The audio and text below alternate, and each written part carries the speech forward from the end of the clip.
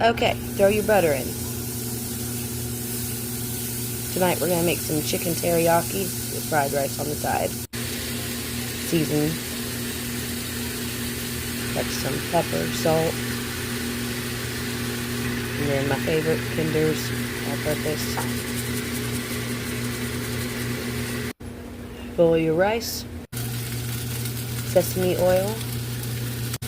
Teriyaki sauce. This is what makes the flavor. Alright, throw some more butter in. Get your rice going. And vegetables. Throw your soy sauce and oils.